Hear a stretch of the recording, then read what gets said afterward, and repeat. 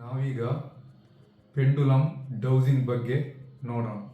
ಯಾವುದೇ ಒಂದು ಸಣ್ಣ ವಸ್ತುವನ್ನು, ಅದು ಮರದ್ದಿರ್ಬೋದು ಅಥವಾ ಬೇರೆ ಮೆಟೀರಿಯಲ್ ಇದ್ದಿರ್ಬೋದು ಅಥವಾ ಮೆಟಲ್ ಇದ್ದಿರ್ಬೋದು, ಒಂದು ಸಣ್ಣ ಗುಂಡು, ಅದಕ್ಕೆ ಒಂದು ದಾರವನ್ನು ಅಥವಾ ಚೈನನ್ನು ಕಟ್ಟಿ ತೂಗು ಹಾಕಿದರೆ ಅದಕ್ಕೆ ಪೆಂಡುಲಮ್ ಅಂತ ಕರೀತಾರೆ. ಈ ಪೆಂಡುಲಮ್ಮನ್ನು ಉಪಯೋಗಿಸಿ ನಾವು ಬೇರೆ ಬೇರೆ ಫಂಕ್ಷನ್ಸ್ಗಳನ್ನು ಮಾಡಲಿಕ್ಕೆ ಆಗ್ತದೆ. ಅದನ್ನು ಬೇರೆ ಬೇರೆ ಪರ್ಪಸ್ಸಿಗೆ ಉಪಯೋಗ ಮಾಡಲಿಕ್ಕೆ ಆಗ್ತದೆ. ಹಿಡಿಯುವಾಗ ಇಲ್ಲಿ ನೋಡಿ, ಹೆಬ್ಬೆರಳು ಮತ್ತು ತೋರು ಬೆರಳು, ಇಂಡೆಕ್ಸ್ ಫಿಂಗರ್, ಅದನ್ನು ಸೇರಿಸಿ ಹಿಡಿಬೇಕು. ಹಿಡಿದ್ಬಿಟ್ಟು ನಾವು ಮುಂದುವರಿಬೇಕು. ಕಾಲುಗಳನ್ನು ಜೋಡಿಸಿರಬಾರ್ದು, ಮಂಡಿಗಳು ಸಪ್ರೇಟ್ ಇರಬೇಕು, ಪಾದ ಭೂಮಿಯಲ್ಲಿ ಉರಿ ಇರಬೇಕು. ಆಮೇಲೆ ಸಾಧ್ಯವಾದಷ್ಟು ಪಶ್ಚಿಮಕ್ಕೆ ಮುಖ ಮಾಡಿ ಕೂತ್ಕೊಳ್ಬೇಕು. ಇದು ಸ್ಟಾರ್ಟಿಂಗ್ ಸೆಟಪ್.